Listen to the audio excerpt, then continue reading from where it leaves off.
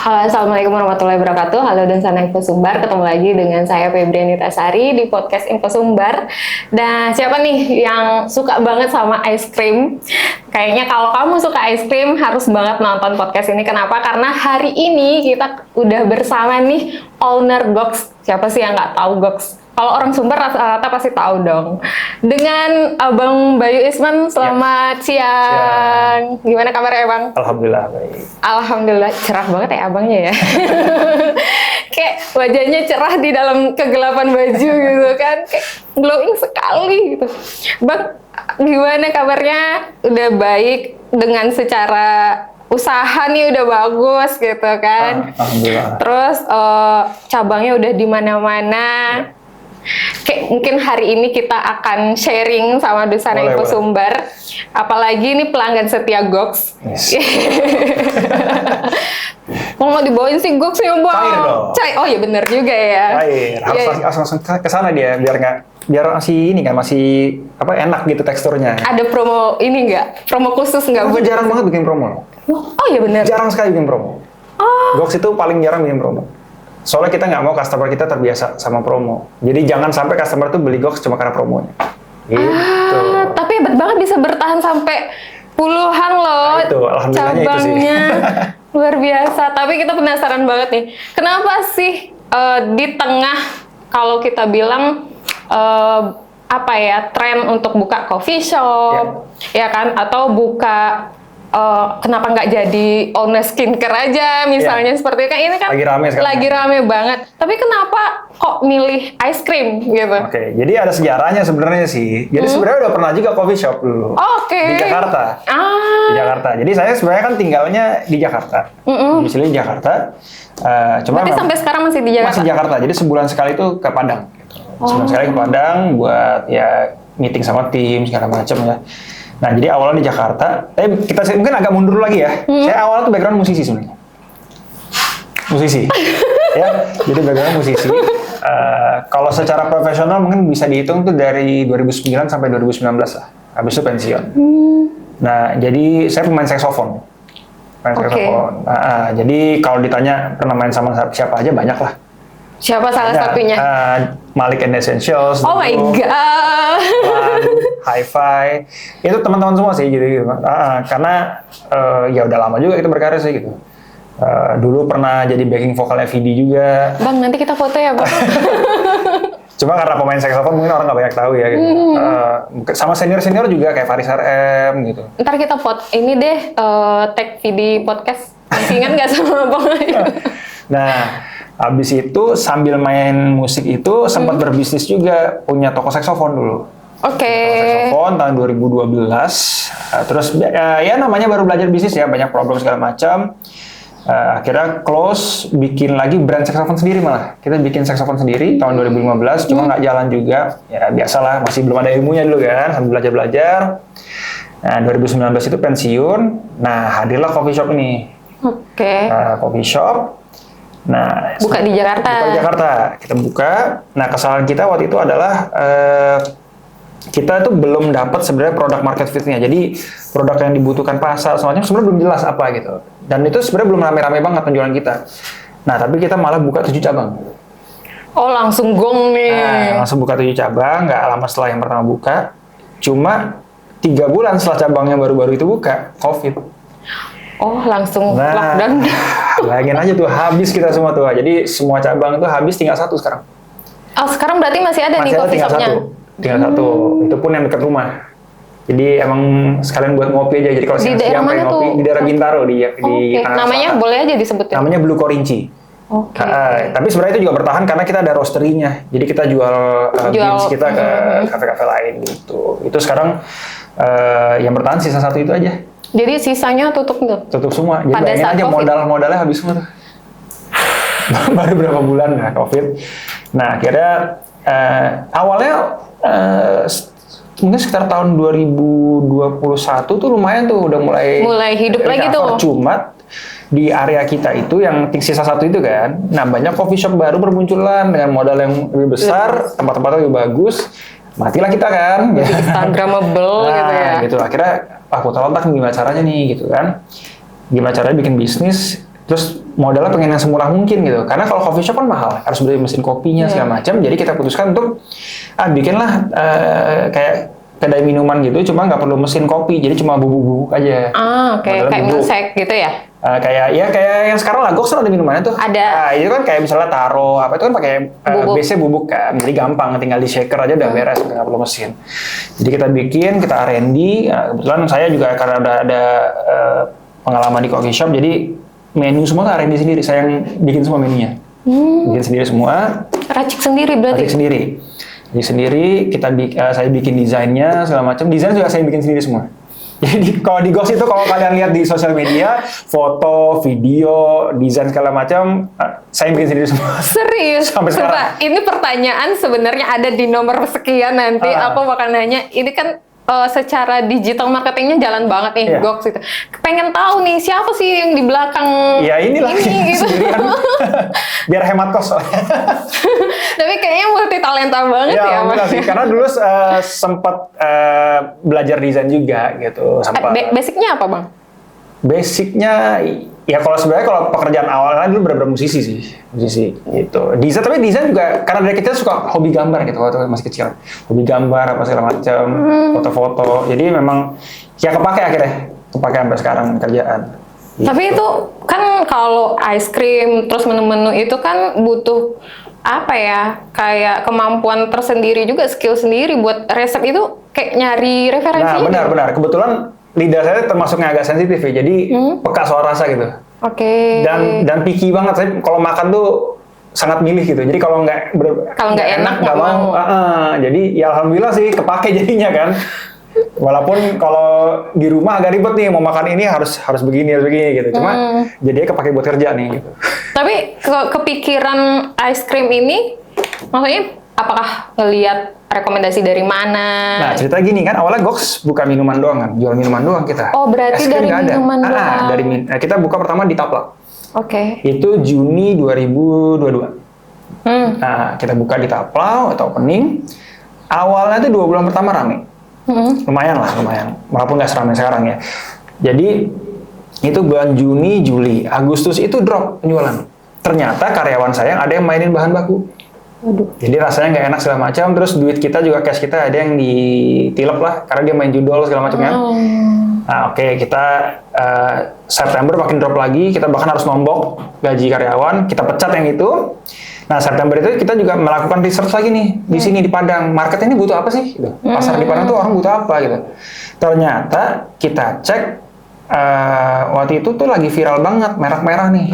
Ya, pengisi ruko-ruko kosong ya. Itu di Jakarta tuh lagi viral banget. Nah, dan sedangkan orang di Padang itu cuma bisa lihat dari sosial media kan. Makanya ini nih. Nah, makanya abis itu saya akhirnya putuskan beli mesin es krim di Jakarta. Kita R&D di Jakarta dulu. Udah dapat racikannya segala macam. Oke deh, sip, dapat nih harganya segala macam. Kita langsung launching Oktober awal di Padang. Oke, nah, di cabang pertama masih. Nah itu pun sebenarnya kita jual, dibilang hampir jual rugi sih sebenarnya. Karena kon kita kan 5.000 ya, sampai sekarang pun masih 5.000. Iya betul. Tapi dulu tuh bahan-bahannya semua kita harus kirim dari Jakarta segala macam. Terus volume kan masih sedikit kita belinya.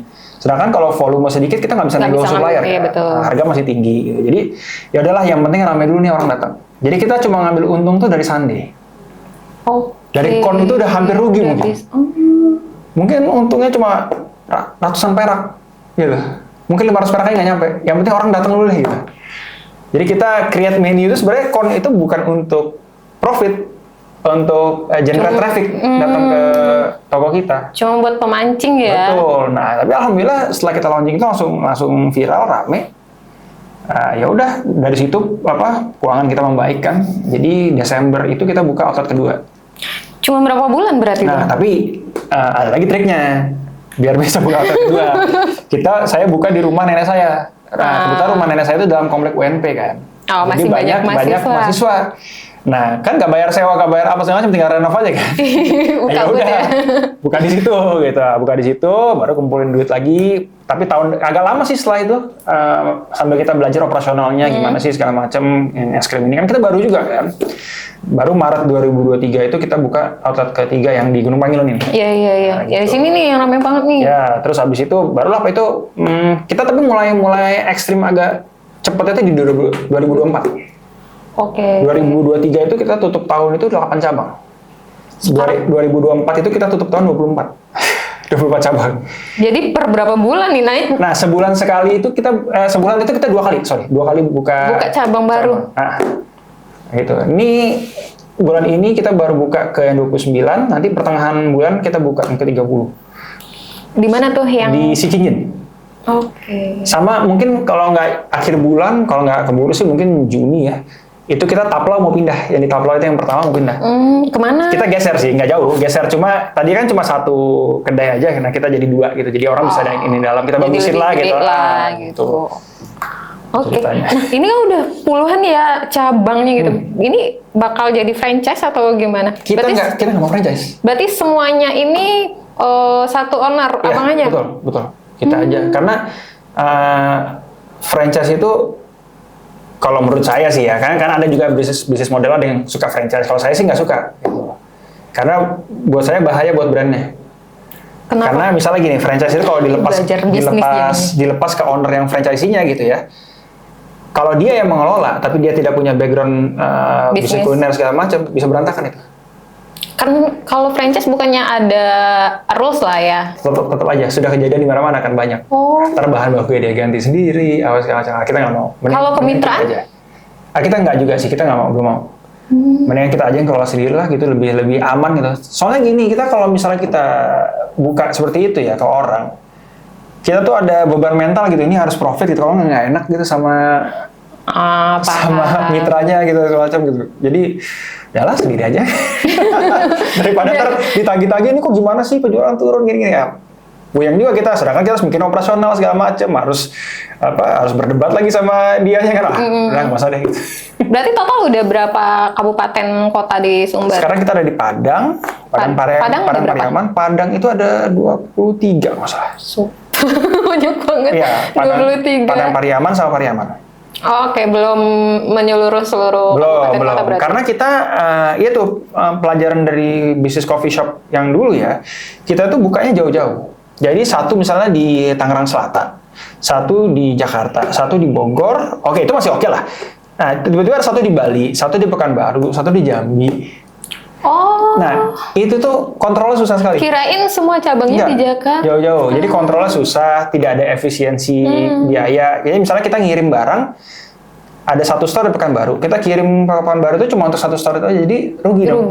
Kosnya jadi besar. Nah, sedangkan kita di sini tuh bangun jalur. Makanya kita dari Padang itu nggak langsung ke Pariaman, kita bangun dulu Padang Pariaman. Misalnya lewat yang di Palapa itu ya ada di Kasang, kita bangun dulu ke Lubu Alung, nah kita ke kiri dulu ke Kurai Taji, baru kita ke Pariamannya gitu. Kita bangun jalur, jadi pengiriman tuh sekali jalan. Nah, dipikirin nyampe ke situ ya, Bang. Makanya, kalau enggak kita boros bensin kan. Bener juga. Nah, makanya setelah itu mungkin kita mau bangun jalur juga nih, ntar ke Solo, ke pesisir gitu. Kita bangun jalurnya gitu. Pelan-pelan. Tapi kan bertahan tuh dengan harga yang miring banget sih, kayak terjangkau banget. Betul. Kayak ini salah satu yang menjadi alasan kenapa orang mau ke Gox dan bertahan gitu. Di tengah sekarang itu kondisi merek merah udah mulai drop nih, tutup satu-satu gitu kan. Nah, ini kan kalau kita bicara berarti untungnya tipis banget dong, Bang. Nah, alhamdulillahnya ya, karena kan awalnya tipis nih. Cuma karena kita volume kita makin gede, makin besar, kita bisa negosiasi ke supplier. Jadi harga bahan bakunya dropnya jauh sekali sama kita awal, jauh banget. Jadi makanya margin kita jauh membaik. Jadi jualan kon pun untungnya udah gede sekarang gitu. Jadi memang mau nggak mau kita harus ngejar volume di awal kan, biar kita bisa negosiasi ke supplier. Kalau kita ngambilnya banyak, pasti kan dia mau dong harganya turun gitu, asal jumlahnya naik terus kan. Itu yang kita lakukan ke supplier kita. Jadi turunin dong, tapi gue ngambil lebih banyak ya gitu. Jadi mereka juga mau. Dan mereka juga kalau kita, bahkan kita saking banyaknya kita justru bahkan ada yang nggak mau kehilangan kita, jadi kalau kita minta turun ya pasti mau turun gitu. Karena ada di salah satu supplier kita bahkan sudah nomor 1 di sini gitu, yang ngambil bahan di dia. Jadi ya kalau kita kehilangan kita, dia kehilangan banyak iya, gitu. Betul. Jadi ya pinter-pinter kita sih negosiasi gitu, negosiasi TOP-nya juga, itu pengaruh juga tuh ke perputaran cash-nya kan segala macam. Banyak sih yang bisa kita akalin. Berarti kebayang nih, evaluasi nih tiap bulan berapa outlet. Betul. Berarti sekali sebulan ke Padang? Ke Padang, kita meeting sama tim, supervisor, kadang-kadang store manager juga kita panggil gitu kalau bermasalah gitu. Tapi kita juga sebenarnya ya orang nggak banyak tahu sih di balik layar kita kerja seperti apa kan. Kita tuh udah ada banyak sistem yang kita pakai. Oke, banyak aplikasi yang kita pakai. Misalnya untuk absensi itu kita ada aplikasinya sendiri. Untuk checklist harian itu kita ada aplikasinya. Jadi kita bisa pantau. Ini mungkin saya tunjukin dikit ya. Mungkin nggak bisa kelihatan di kamera sih, tapi nggak apa-apa. Jadi kita itu bisa setiap pagi itu karyawan tuh ada checklistnya, monitoring checklist. Nah ini nanti, ini ada kelihatan nih dia atlet ini ngapain aja gitu. Misalnya apakah sudah mengerjakan ini. Nanti mereka harus foto. Jadi kebersihan outletnya nanti tercatat semua di sini. Gitu. Cukup di satu aplikasi itu aja berarti. Berarti udah terintegrasi dengan absensi, kinerja, keuangan. Makanya kita ya cukup canggih lah gitu. Nggak kelihatan cuma gitu. Iya. Jadi controllingnya lebih enak. Gitu. Tapi ada ini nggak sih nilai-nilai sendiri yang mungkin ditanamkan di tiap-tiap karyawan dari abang sendiri? Sebenarnya kita sih nomor 1 tuh integritas sih. Karena integritas itu paling penting ya. Jadi saat karyawan itu tidak dipantau, segala macam itu kerja tetap sesuai SOP, tetap jujur segala macam. Itu yang paling penting kita coba tanamkan. Cuma memang ya namanya kita bekerja dengan manusia. Ya. Benar. Itu memang cukup sulit itu tantangannya itu. Jadi tantangannya sekarang justru bukan jualan produk. Menghadapi SDM kita nih justru itu yang susah gitu. Itu susah banget. Apalagi udah mulai banyak ya. Udah berapa nih total karyawan? Mungkin ada 100. Berarti satu outlet kurang lebih berapa orang? Kurang lebih 2-3 orang. Cuma kan kita ada di kantor juga ada karyawan kan. Nah, jadi ada kantornya lagi? Ada kantor. Kantornya gitu. Kan ada yang ngurusin finance, ada yang ngurusin gudangnya, ada tim pengantarannya, tim warehouse tapi yang transportnya ya. Ada di kantor kita juga ada training centernya. Jadi kita kayak kan di Gox ada barnya ya. Nah, itu kita bikin bar gitu di kantor buat anak-anak training gitu. Di karyawan baru tuh trainingnya di situ dulu. Sama karyawan lama yang butuh retraining kita panggil lagi gitu. Udah jadi Gox Center gitu ya. gitu. Soalnya kalau dulu kita kan trainingnya tuh waktu belum ada training center, trainingnya kita sebar tuh ke outlet-outlet. Di outlet langsung kan. Terus yang training itu kan store manager masing-masing. Jadi kadang-kadang kualitasnya juga beda-beda gitu. Jadi kita buat standarnya itu kita hire trainer sendiri di training center gitu. Jadi satu pintu semuanya kan. Ini udah terstruktur banget nih, kayaknya udah tersistem banget. Harus kita bangun itu memang dari awal memang niatnya begitu ada uang kita harus bangun sistem. Kalau enggak kita gitu-gitu aja ntar nggak berkembang gitu. Belajar bisnis di mana sih, Bang? Nah kebetulan papa saya itu, Karena orang Padang kali ya, orang Minang. Beliau orang hebat sih gitu. Karena papa saya itu dulu profesional sih. Terakhir itu Presiden Direktur, CEO-nya Sari Husada. Sari Husada itu SGM dan lain-lain tuh. Oke. Udah darah. Jadi pengalaman. Terus habis itu setelah pensiun, beliau itu bikin program untuk UMKM di Indonesia. Muridnya beliau udah 20-an ribu kayaknya yang ikut programnya. Jadi ada program-program kayak ada namanya Smart Business Map segala macam. Jadi itu untuk memetakan bisnis tuh dari awal tuh problemnya apa sih, apa solusinya, gimana. Lebih ke manajemen kayak ya. Gitu. Nah, itu programnya beliau tuh banyak yang ikut gitu. Salah satunya tuh di sini tuh, nggak salah satu sih, banyak juga di sini. Ownernya Sate Minangkabau. Nah itu ikut juga. Yang punya Kebabro, Voka, Coffee, Kopkit, nah itu ikut juga. Itu juga programnya. Jadi kita kenal dari situ tuh, malah ketemu di situ. Tapi rata-rata brand yang barusan emang ini banget sih sekarang ya. Nah itu makanya. Jadi emang dan di situ di workshopnya beliau itu memang ilmunya luar biasa. Ini karena kan kita ada ikut seminar tuh yang isinya motivasi. Iya, ini benar-benar nggak ada motivasinya, malah belajar gitu. Belajar. Nah, kebetulan karena saya suka foto-foto, jadi papa saya tuh kalau setiap workshop tuh selalu minta dibantuin buat dokumentasi kan, sama video segala macam. Nempel dong. Jadinya udah udah tertanam di otak kan gitu. Tadinya tuh saya awalnya waktu bisnis saksofon, coffee shop itu bandel saya nggak mau dengerin gitu. Habis salah sendiri gitu. Iya, bisa sendiri ya. ngapain sih gitu. Akhirnya pas makin sering ikut nih kayak, iya ya, ilmu masih kurang nih. Masih kurang. Jadi dan workshop itu kan juga banyak ketemu orang kan. Jadi banyak belajar juga gitu. Belajar, oh kalau lu kendalanya apa sih gitu di sini gitu. Kan banyak juga belajar sama ngobrol-ngobrol sama pelaku sate Minangkabau segala macam kan. Apalagi mereka bisnisnya di sini kan. Jadi kita ngobrol. Jadi dia lebih tahu pasar ya. Gitu. Dari situlah ya, ilmunya dari situ gitu. Tapi nih, kan sudah ada 29, kan mau 30 nih gitu kan. Nah, setiap mau buka cabang baru nih ya Bang, apa sih yang pertama tuh jadi pertimbangan untuk kita kayaknya buka di sini nih? Gitu. Nah, kita juga ada tim survei udah ada. Oke, siap. Tim survei lokasi dan dia sudah tahu di radius sekian kilometer dari titik itu harus ada apa aja sih buat memenuhi kriteria kita. Misalnya ada perumahan, ada sekolah, ada kampus, apa dia udah tahu tuh. Udah tahu. Karena kita kan sudah banyak nih kita buka, jadi udah tahu di dekat-dekat situ harus ada apa aja, segala macam. Jadi dan dia nanti tinggal ngirimin ke saya, biasanya ditaruh di Google Drive, di Google Sheets gitu. Nih titik ini, lokasinya di mana, titik maps-nya, sama foto-fotonya, sama harga sewa per tahunnya sekian. Nanti tinggal kita cek nih, mana yang bagus gitu. Dari situ. Jadi emang udah tersistem jalan banget berarti ya. Iya.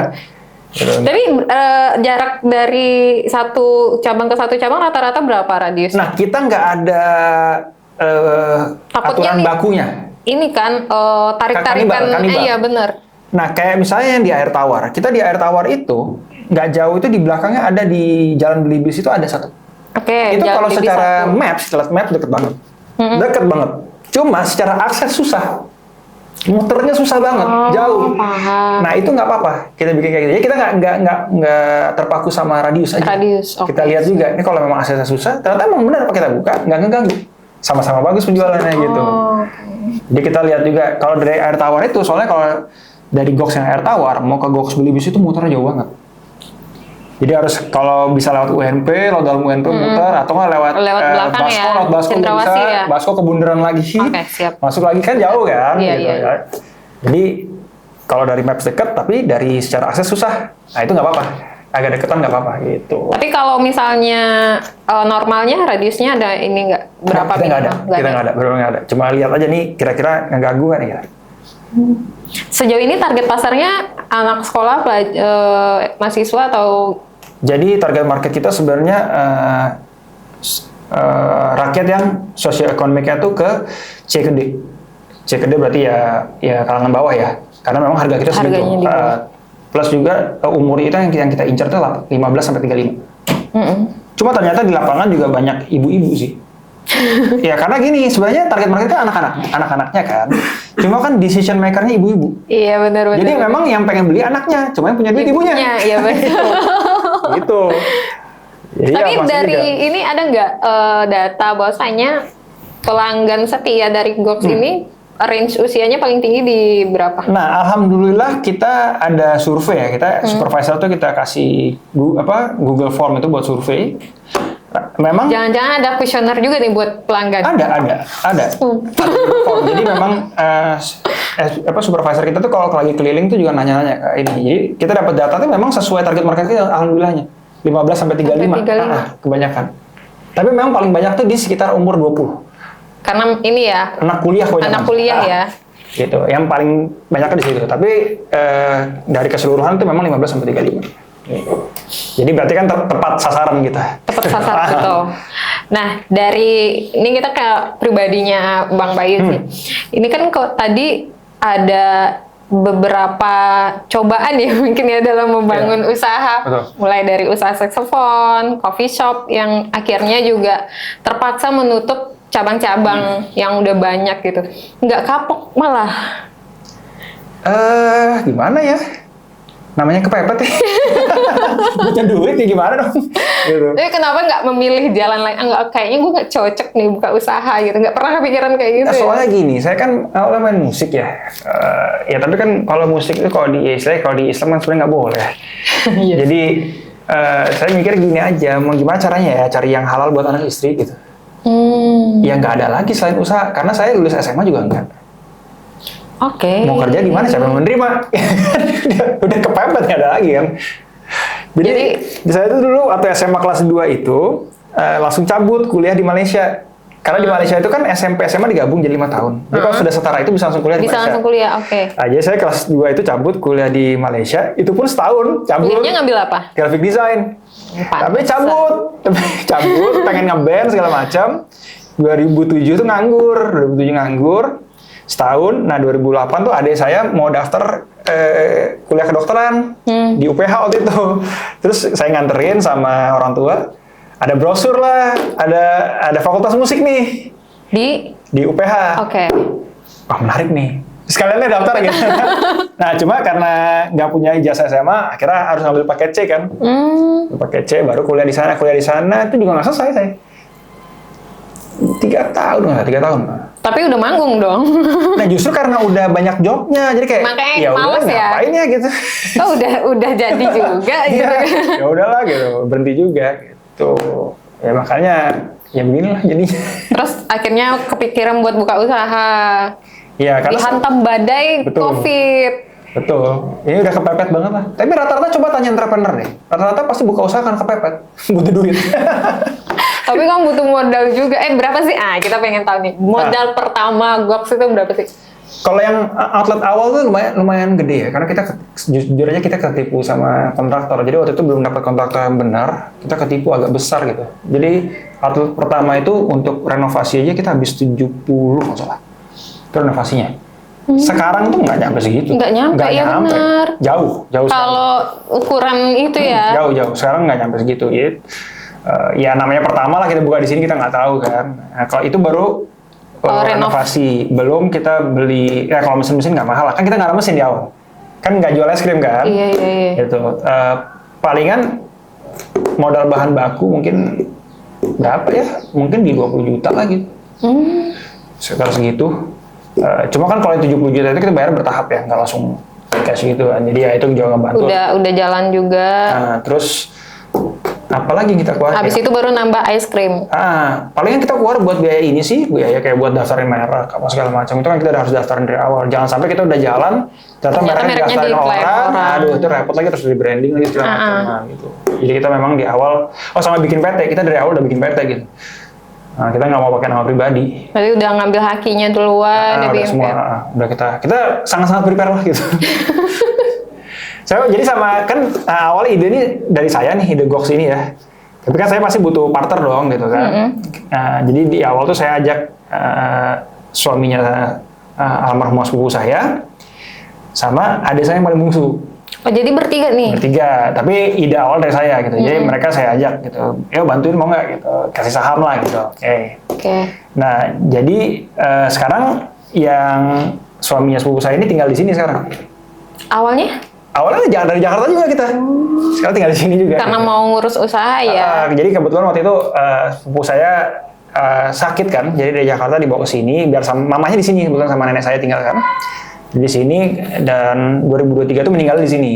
Gitu. Jadi ya udahlah, akhirnya si suaminya itu ya tinggal di sini aja gitu. Berarti abang asli Minang ya? Nah, sebenarnya kalau dibilang asli sih enggak, karena papa saya sebenarnya keluarga papa saya itu aslinya dari Kerinci. Oke. Cuma puluhan tahun yang lalu itu pada merantaunya ke sini. Ke Padang. Ya udah lama juga sih sebenarnya di sini gitu. Berarti kalau dari ibu? Ibu saya itu orang Arab Malaysia. Berarti nggak punya suku berarti ya? Bingung kan kalau ditanya orang mana? Iya. Terus saya lahir di Amerika lagi, kan bingung. Bener-bener bingung kalau ditanya orang mana gitu. Orang mana ya? Tapi biasanya orang akan bertanya di mana lahir gitu. Ya, saya lahir di Amerika karena mama saya ketemu waktu kuliah di sana, nikah, kerja, saya lahir di sana. Gitu. Terus habis itu baru balik lagi ke Jakarta. Baru balik ke Indonesia, gitu. Di Indonesia pun pindah-pindah sampai kelas 3 SD itu di Jakarta, terus pindah di Surabaya karena papa dipindahin kerja di Surabaya, habis itu pindah lagi ke Jakarta, habis itu SMP di Sukabumi, jadi pindah-pindah. Gitu. Udah ini ya, udah keliling. Ya, keliling gitu. Jadi ya makanya kalau ditanya orang mana bingung. Nah, satu lagi nih, kita balik ke yang desain tadi. Aku kepikiran. Kenapa Gox itu milih warnanya tuh ungu? Nah, itu banyak pertanyaan orang tuh banyak. Iya, kenapa karena ungu? kan biasanya F&B ya pasti ngambilnya merah kuning, iya kan? Justru biar mencolok sendiri kita. Kita pengen norak sebenarnya, karena gini loh, orang nggak mungkin nyoba kalau dia nggak lihat dulu. Yes. Yang penting dia lihat dulu kan, awareness dulu, ini apaan sih gitu kan, warna ungu gitu. Nah baru setelah lihat dia berapa kali lewat gitu, ini apaan sih, penasaran coba juga gitu loh. biar kelihatan dulu sama orang, dan pasti kita logonya itu gede-gede tuh, biar kelihatan. Kayak emang ciri khas banget gitu loh brandingnya, dan nggak mau ganti warna berarti ini. Kita memang harus norak, gitu, biar kelihatan. Gitu. Karena ungunya kita, apalagi kalau di outlet warna ungunya nggak bisa terlalu ngejreng ya, karena kan cat juga terbatas pasti ininya. Kalau di sosial media kan kita bisa ungunya ngejreng banget. Gitu. Tapi emang nggak pernah ngasih promo ya? Paling kalau outlet opening aja sih. Atau sesekali gitu, misalnya kita punya target sales segini nih, tanggung dikit lagi nih, terus apa udah di akhir bulan nih, kita bikin promo. Jarang kita bikin promo. Ya mau dipromoin mau gimana, orang harganya aja udah murah. Makin tipis dong untungnya. Iya benar juga. Tapi kan banyak volumenya. Ya, jadi kita pelajaran juga sih, karena banyak net F&B itu yang bikin promo, yang sering bikin promo. Akhirnya orang itu cuma beli kalau ada promonya. Karena dia sudah terbiasa, tunggu aja ini promo nih, ntar baru beli gitu. Kita nggak mau. Tapi nih ya Bang, kan bisnis sejenis ini kan juga mulai berjamur ya. Dengan stylenya masing-masing, dengan cara brandnya masing-masing, nggak takut nih Bang? Insya Allah nggak sih. Karena jujur aja di Padang ini yang meniru konsep itu juga udah mulai banyak. Bahkan sampai spanduk-spanduknya, kita kan ada spanduk cuma 5.000 tuh. Itu pun udah mulai banyak. Iya. Tapi kita nggak takut, kenapa? Makanya kita dari awal, kita tuh fokusnya itu menguatkan brandnya. Ketika brand itu sudah kuat dan customer itu sudah terikat sama brandnya, itu susah dia mau pindah. Udah percaya gitu ya. Udah percaya gitu. Makanya begitu yang lain keluar, itu tuh bahkan ada kayak di salah satu outlet, misalnya di Stable waktu itu ada yang buka juga mirip 5.000 juga segala macam. Penjualan turun tuh waktu itu kan. Tapi sempat ini ya berarti ya? Nah, tapi gini, si kru di Steba itu dia bilang, gimana nih Pak? Gitu. Turun gini. Udah tenang aja, tunggu aja seminggu. Ya benar. Jadi waktu awal kan yang toko baru itu pasti dia promo kan. Nah seminggu itu promo, emang di situ rame. Tapi setelah promo, balik lagi ke kita. Jadi, nah bener kan? Normal lagi, oh iya Pak. Ini. Normal lagi. Karena orang udah kayaknya nggak mau gambling banget ya. Iya, karena mereka kan kalau ada promo pasti udah karena promo coba aja dulu. Iya. Nah, ntar kalau nggak enak pasti kan balik. Gitu. Jadi udah dapat trust customer-nya. Iya, itu yang penting gitu. Makanya kita sangat jaga juga relasi kita dengan customer. Jadi makanya kalau customer kita komplain apa segala macam itu kita pasti penanganannya harus sangat baik gitu. Ada yang kita kasih pesan menu gratis, ada yang kita anterin ke rumahnya, ini kita gosen ke rumahnya produk kita, ada yang kita kasih merchandise kita segala macam. Jadi kalau customer komplain tuh kita pokoknya buat dia harus happy mungkin gitu. Nah itu yang paling penting juga tuh, jangan sampai customer lari. Nah customer kalau misalnya mau komplain atau apa ada ini? DM biasanya. DM. Biasanya DM. Miminnya ini nggak? Fast respon nggak? Oh harus fast respon, harus. Paling kalau udah malam ya nggak, paling besoknya. Cuma kalau misalnya dari pagi sampai malam tuh pasti cepet. Berarti ada tim media sosialnya sendiri? Satu doang untuk semua ini. Ya buat jawabin gitu doang. Tapi kalau yang posting saya semua. Posting saya. Desain semua. Abang, posting Abang. Berarti kesibukan hari-harinya apa sekarang nih, Bang? Masih main musik kah atau? Enggak, musik udah ditinggalin semua. Alat musik bahkan udah dijual semua. Udah nggak sentuh sama sekali gitu. Jadi sekarang ya day to day-nya kalau di Jakarta ya WFH sebenarnya. WFH di rumah, udah bikin di pojokan udah bikin tempat kerja khusus lah gitu buat udah ngurusin finance-nya, ngurusin marketingnya, ngecek outlet gitu, sama tim supervisor segala macam. Itu kayak sehari-hari gitu aja sih.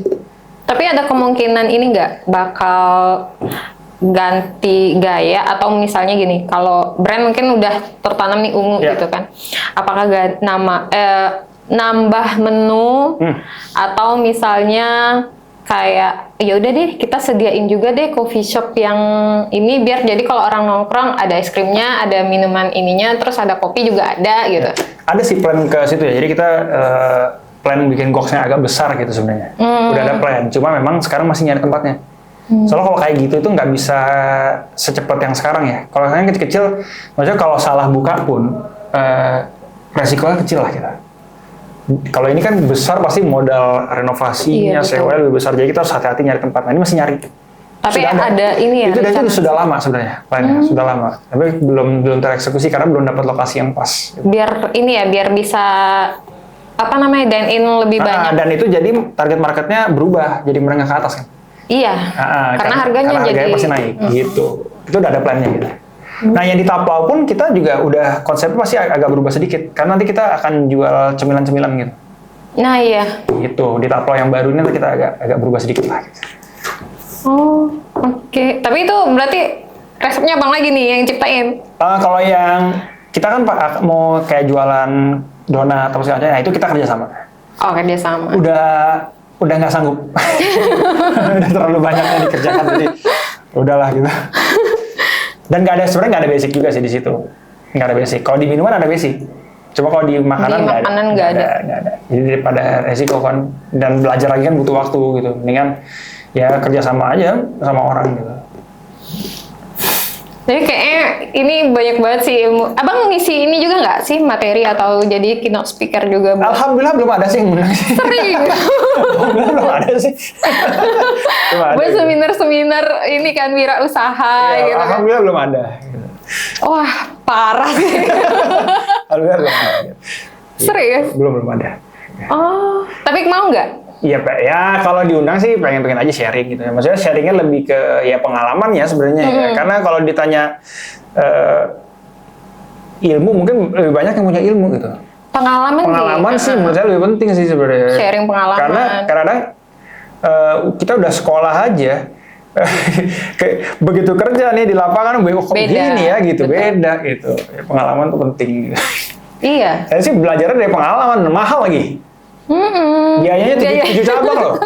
Biayanya 7 cabang coffee shop.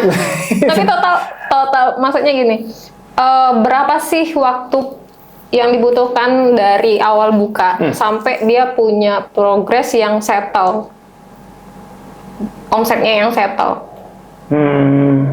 Ya itu tuh dari awal buka berarti ya Oktober tuh. Berarti nggak sampai setahun dong? Nggak nyampe setahun. Dan itu stabil sih.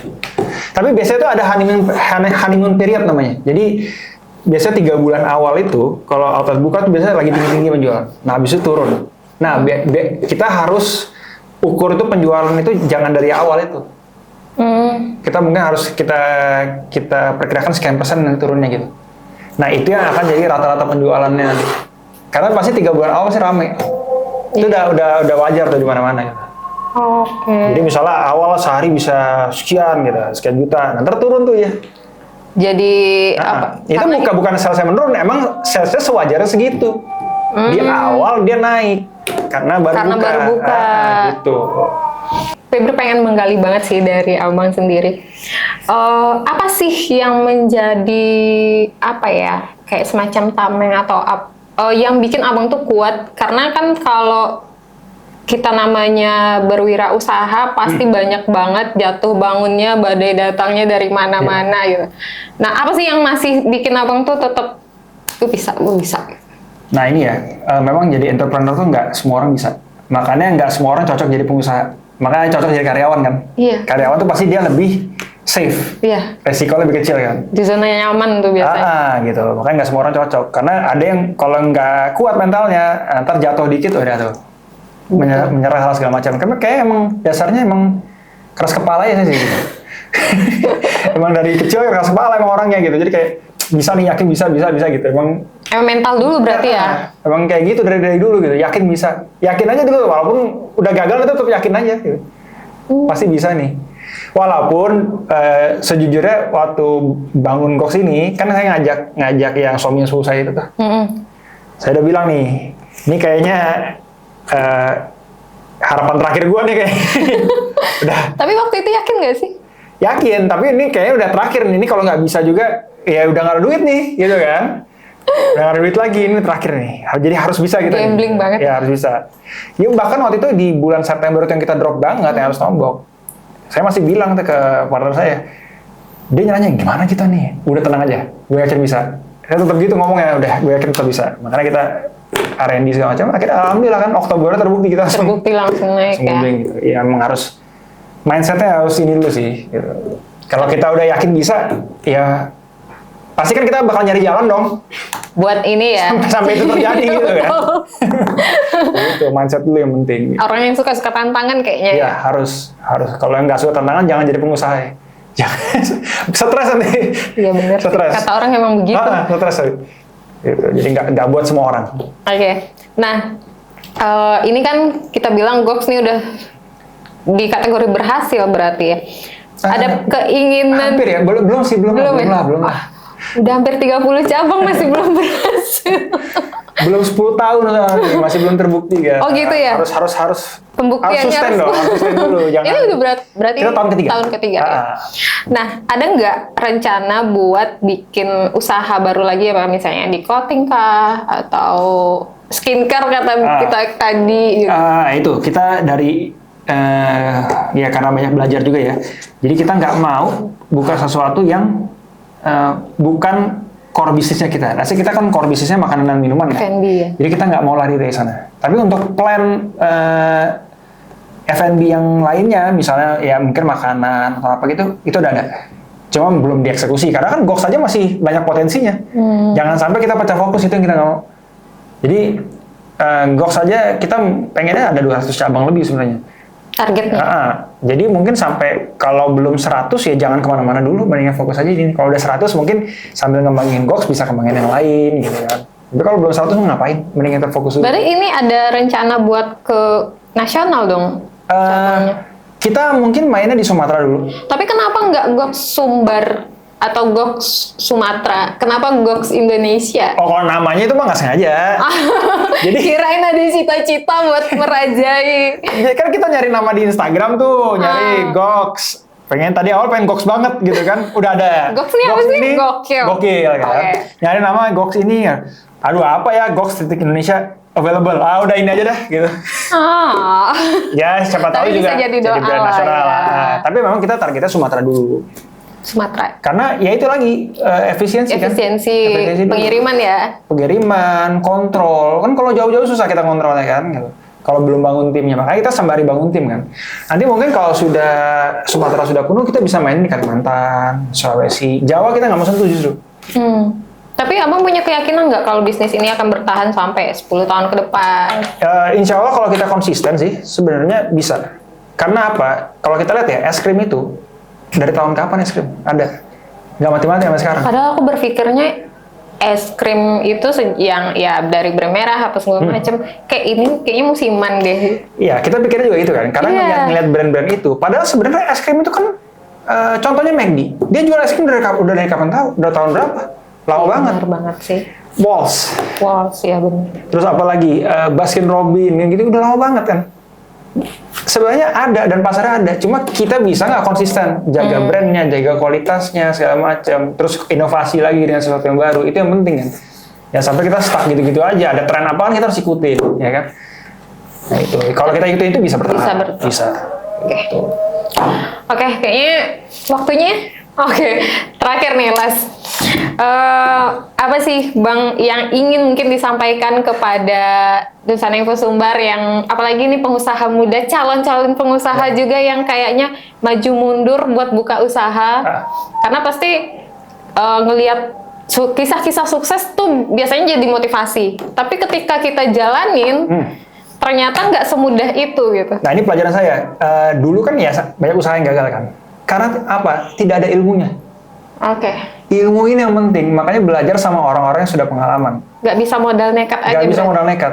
Ini yang kadang orang-orang pikir tuh, usaha bisa lah modal nekat aja. Nggak bisa. Penting punya uang modal gitu ya. Kalaupun bisa nih, misalnya modal nekat, bangun, lumayan berhasil, pasti akan mentok suatu saat, mentok di situ. Nggak ada inovasi. Karena dia nggak bisa, ilmunya nggak ada buat mengembangkan lagi gitu. Nah itu makanya tadi saya bilang saya banyak belajar tuh sama program-program dari papa saya tuh banyak belajar gitu. Jadi benar-benar coba kita tulis lagi problemnya apa sih, jadi kita terstruktur gitu. Gox ini kan nggak asal buat aja, kita dari problem yang ada di masyarakat Padang. Ada SWOT-nya berarti. Analisis seperti itu kita perlu gitu. Kalau nggak,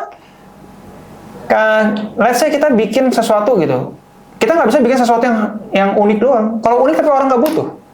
Ya benar juga. Buat apa? Let's say kita bikin rendang rasa coklat.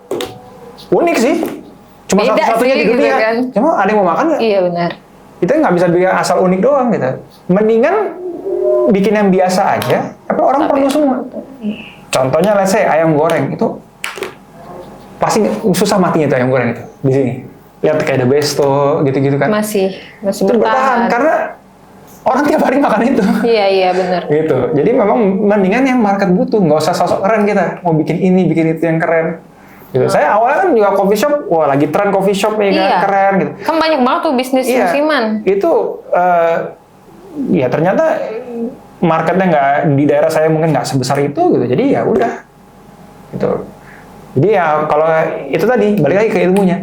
Begitu udah paham ilmunya, jadi kita bisa lebih efisien gitu. Dana yang kita keluarin, ya mungkin persentase jadinya tuh lebih besar daripada kita nggak punya ilmu kan. Kita nggak punya ilmu asal buka, tutup, asal buka, tutup. Gitu. Jadinya habis banyak kita. Oke. Gitu. Ya itu yang terjadi sama bisnis saksofon saya dulu. Gitu. Balik lagi ya based on. Iya, bisnis saksofon saya dua kan gagal, yang punya toko sama yang bikin sendiri. Iya. Ya, dua-duanya gagal gitu. Ya coffee shop juga sih sama. Tapi Itu masih juga ada lah satu sekarang. sisa satu. Itu cuma buat saya pergi ngopi kalau siang.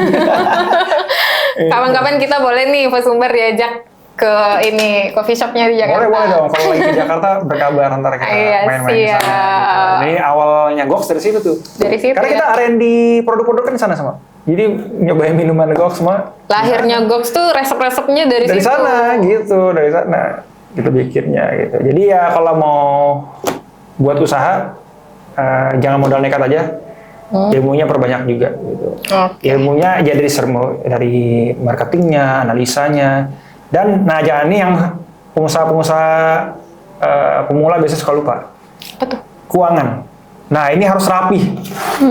Kalau nggak rapi, kita nggak ketahuan boncos apa enggak.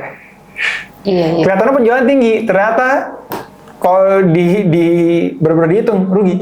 Bahkan ada juga banyak kesalahan dari ngitung HPP. Kesalahan ngitung HPP itu sangat sering terjadi. Sih. Fatal. Terus banyak juga di sini saya lihat beberapa bisnis F&B yang misalnya di outlet itu tidak ada stok opnam. Kalau kita setiap hari harus stok opnam, ngecek stok segala macam. Jadi stok yang hilang tuh nggak ketahuan jadinya kan. Iya. Kalau ada karyawan yang bandel ngambil, nggak dicek segala Harus macam. diinventarisir. Kita aja ruginya itu tahun lalu gara-gara lost stock. Ya mungkin bukan dicuri ya, cuma kan ada yang misalnya pakainya kebanyakan atau apa, itu rugi kita tuh di atas 100 juta tahun lalu dari stok yang hilang doang loh. Nah itu makanya itu bahaya, harus benar-benar teliti. Jadi jangan cuma jualan doang. Jadi harus mulai bangun sistemnya segala macam. Jadi memang bisnisnya startnya kecil, cuma kita prepare seperti bisnis yang besar gitu. Jangan ya cuma jualan, tapi nggak ya, ini nggak ya. ada sistemnya, nggak bangun sistem finance-nya apa segala macam gitu. Oke, Dinsan Infosumber, itu tadi bincang-bincang kita dengan Bang Bayu. Luar biasa banget ya. Ilmu yang kita dapat kayaknya ini daging semua sih. Boleh nih abangnya nih kayaknya ngisi materi untuk pelaku UMKM. Kalau ada boleh loh, kita alhamdulillah belum pernah diundang nih. Ntar deh aku rekomendasiin. Ada nih Kementerian UMKM biasanya nih. Nah itu tadi bincang-bincang kita Dunsana. Semoga Dunsana Infosumber juga dapat input positif dari pembahasan kita hari ini. Jangan lupa ke Gox ya. Iya dong, harus dong. Murah loh, murah. Oke, itu aja dari Febri. Terima kasih. Jangan lupa like, komen, dan subscribe channel YouTube Infosumber dan semua media sosialnya. Ditambah satu lagi, cek informasi terkini kamu di infosumber.net. Dan sampai ketemu di podcast selanjutnya. Bye-bye. Assalamualaikum warahmatullahi wabarakatuh.